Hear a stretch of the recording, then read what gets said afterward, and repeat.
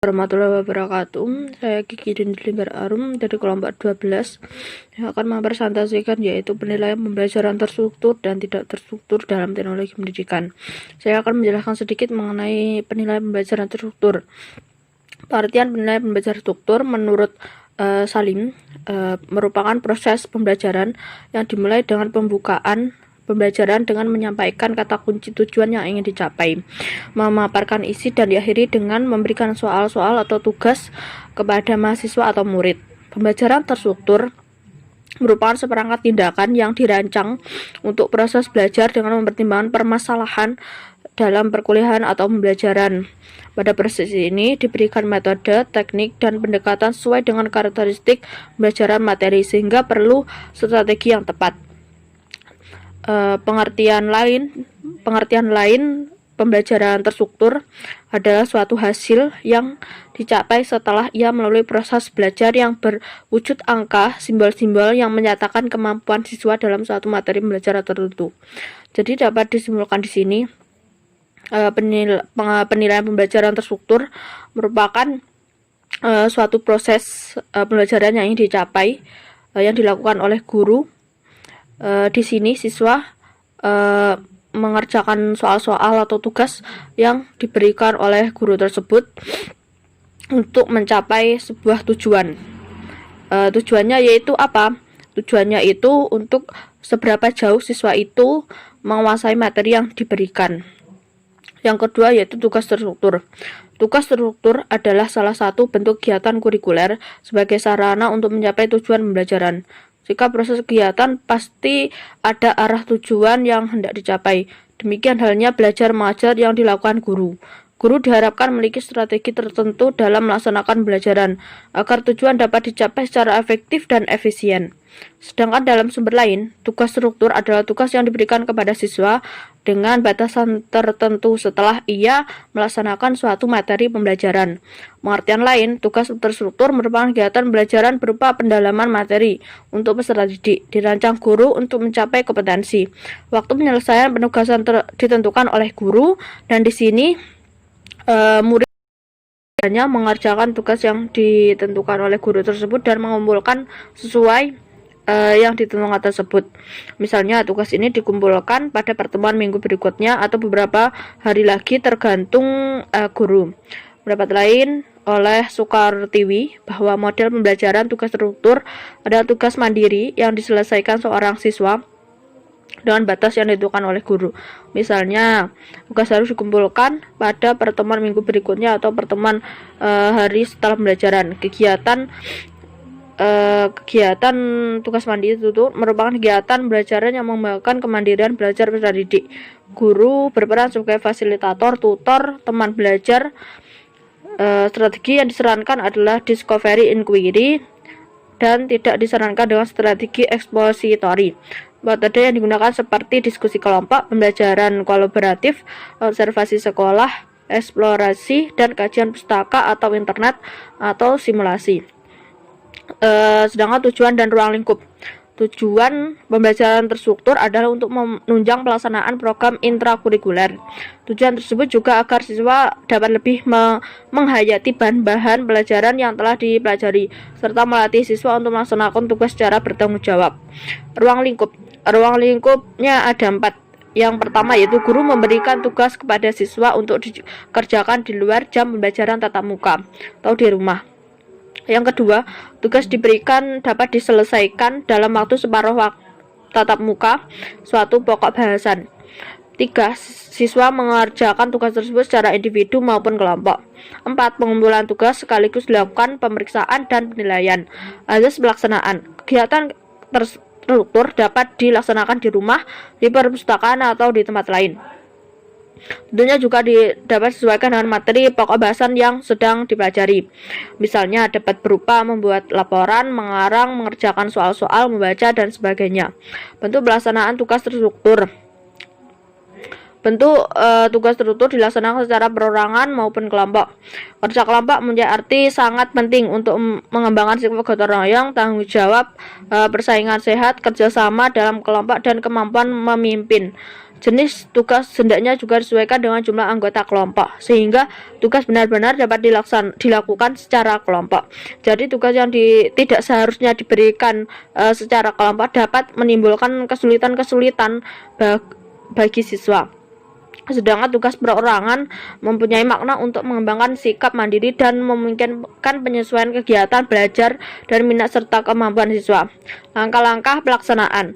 Pelaksanaan tugas terstruktur meliputi 3 kegiatan pokok. Yang pertama yaitu persiapan, pelaksanaan, dan penilaian. Persiapan dilakukan guru dengan menyiapkan, merencanakan bahan materi yang akan ditugaskan kepada siswa, kemudian menginformasikan tugas tersebut kepada siswa, disertai penjelasan yang menyangkut pelaksanaan tugas tersebut. Pelaksanaan dilakukan oleh siswa, yaitu siswa mulai mengerjakan tugas tersebut secara perorangan maupun kelompok yang dikehendaki guru. Penyelesaian tugas terstruktur dapat 1 kali tatap muka atau 1 minggu, atau dapat beberapa tatap muka atau beberapa minggu.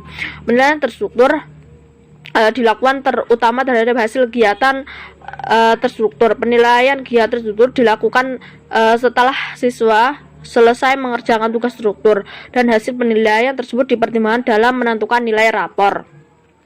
Jadi dapat disimpulkan bahwa penilaian terstruktur itu merupakan tugas yang diberikan oleh guru untuk mencapai tujuan. Tujuannya yaitu agar siswa dapat memahami apa yang telah dipelajari sebelumnya. Diberikannya tenggat waktu beberapa minggu sesuai dengan kesepakatan guru atau ketentuan yang telah diberikan guru.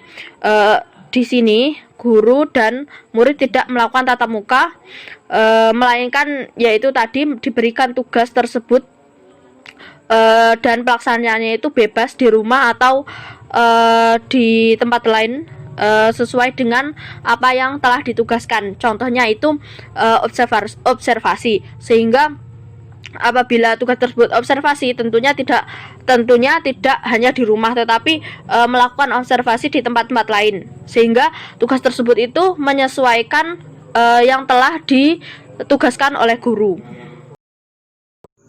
Assalamualaikum warahmatullahi wabarakatuh. Kembali lagi bersama saya Muhammad Bagus Yoga Pradana dari kelas PGMIB. Pada pagi hari ini saya akan mempresentasikan makalah dari pelajaran teknologi pendidikan yang berjudul penilaian pembelajaran terstruktur dan tidak struktur. Kali ini saya akan melanjutkan materi dari Mbak Kiki, dan simak video berikutnya teman-teman. Yang pertama saya akan menjelaskan poin B, yaitu penilaian pembelajaran tidak terstruktur. Yang pertama, pengertian penilaian pembelajaran tidak terstruktur. Penilaian pembelajaran tidak terstruktur merupakan bentuk pembelajaran sistematis. Pembelajaran tidak terstruktur merupakan penilaian yang bebas, di mana penilai tidak menggunakan pedoman yang tersusun secara sistematis dan lengkap untuk penilaian itu sendiri. Dalam melaksanakan pembelajaran tidak terstruktur, guru menyampaikan tujuan yang ingin dicapai dalam proses pembelajaran itu. Dan dapat juga pembelajaran tidak terstruktur ini disebut sebagai pembelajaran yang berorientasi pada tujuan yang ingin dicapai. Pembelajaran tidak terstruktur merupakan penilaian seperangkat tindakan yang dirancang dalam proses belajar peserta didik dengan memperhitungkan kejadian-kejadian internal yang berlangsung dialami peserta didik.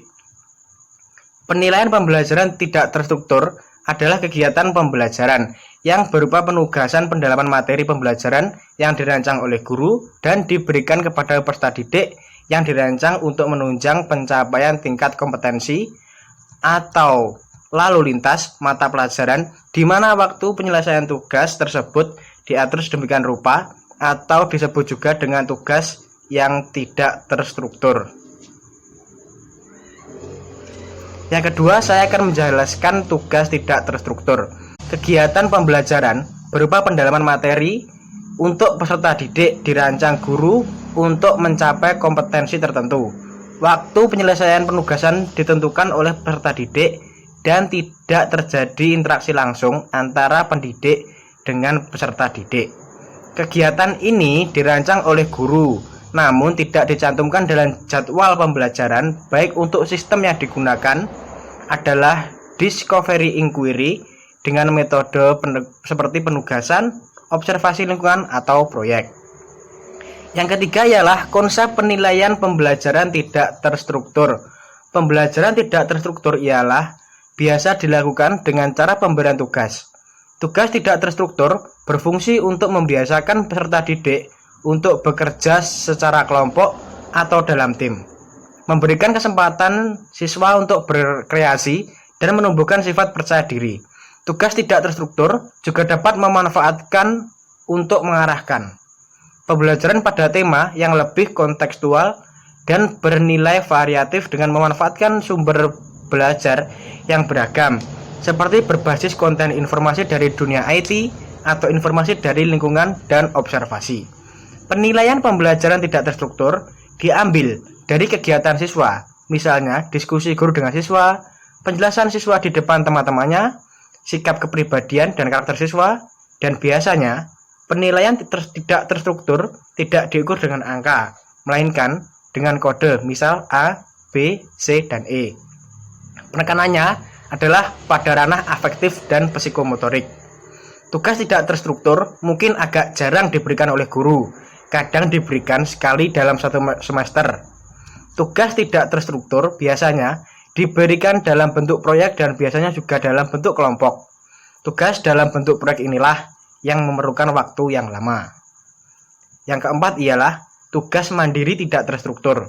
Tugas mandiri tidak terstruktur adalah kegiatan pembelajaran berupa pendalaman materi untuk peserta didik dirancang guru untuk mencapai kompetensi tertentu.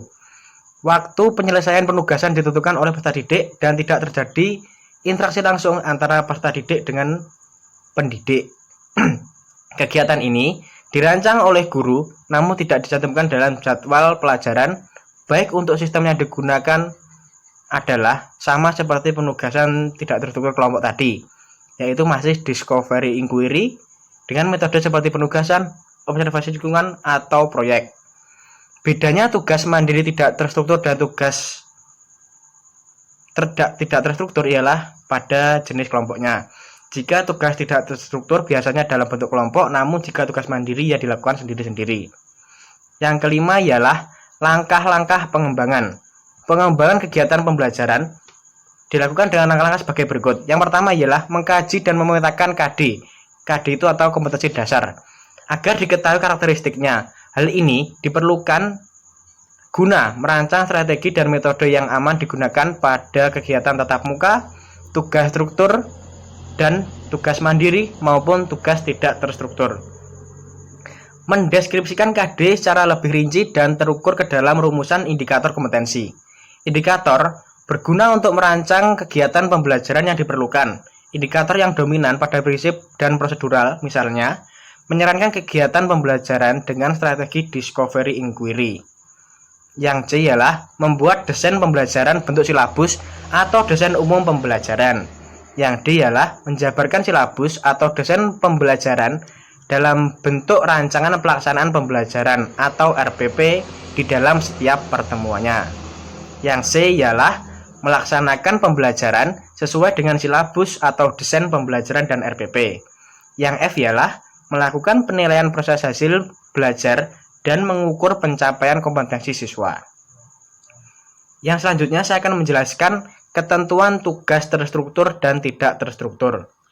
Menurut Peraturan Menteri Pendidikan Nasional Nomor 23 Tahun 2006 tentang standar isi, dinyatakan bahwa beban belajar, penugasan berstruktur, dan tugas mandiri tidak terstruktur terdiri atas yang pertama ialah waktu untuk penugasan berstruktur dan tugas mandiri tidak berstruktur bagi peserta didik pada SD, MI, atau SDLB maksimum ialah 40% dari jumlah waktu kegiatan tatap muka dari mata pelajaran yang bersangkutan.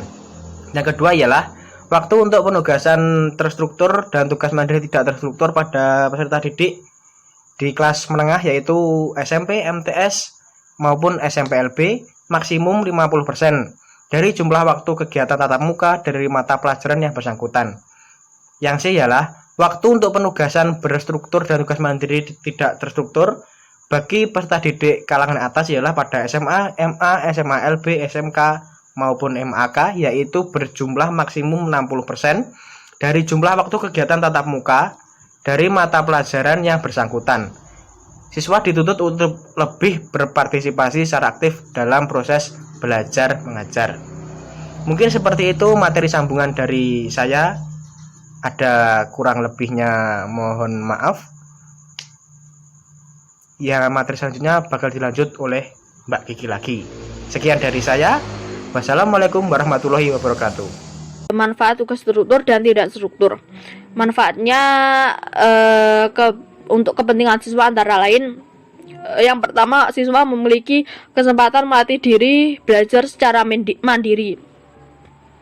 Apabila tugas tersebut dilakukan secara mandiri, maka siswa tersebut akan melatih kemandiriannya dalam mengerjakan tugas sehingga tidak tergantung oleh kelompok lainnya. Apabila tugas kelompok, maka hal tersebut akan menumbuhkan sikap gotong royong dan rasa kepemimpinan atau rasa tanggung jawab atas tugas yang diberikan. Yang kedua, belajar menjadi lebih menarik karena dapat dipelajari di luar jam pelajaran dan tidak dibatasi oleh kelas. Pembelajaran tidak dibatasi oleh kelas sehingga belajar itu lebih menarik, lebih bebas, sehingga siswa dapat leluasa mengerjakan tugas yang diberikan dengan rasa enjoy. Dan selanjutnya yaitu siswa berkesempatan menguji kemampuan diri sendiri dengan mengerjakan soal latihan disajikan dengan tugas. Maksudnya itu siswa yang sudah mampu menguasai materi, maka ia itu dapat melatih melalui soal-soal tersebut sehingga dapat mengasah kemampuannya. Sudah benarkah ia mempelajari yang telah dipelajari saat ini, seperti itu. Selanjutnya, memberikan siswa untuk berkreasi karena waktu mengerjakan tugas lebih lama. Dapat dijelaskan di sini bahwa waktunya itu lama. Apabila waktunya lama itu, maka siswa itu lebih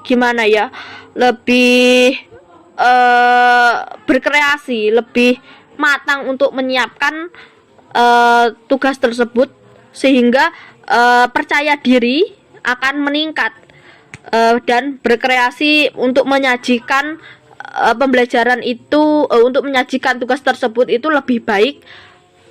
Seperti itu. Selanjutnya, menumbuhkan rasa percaya diri siswa karena dapat mengerjakan tugas dalam waktu yang lama. Maksudnya itu percaya diri karena tugasnya itu lama, sudah dipersiapkan secara matang. Oke, sekian presentasi dari saya. Ada kurang lebihnya mohon maaf. Wassalamualaikum warahmatullahi wabarakatuh.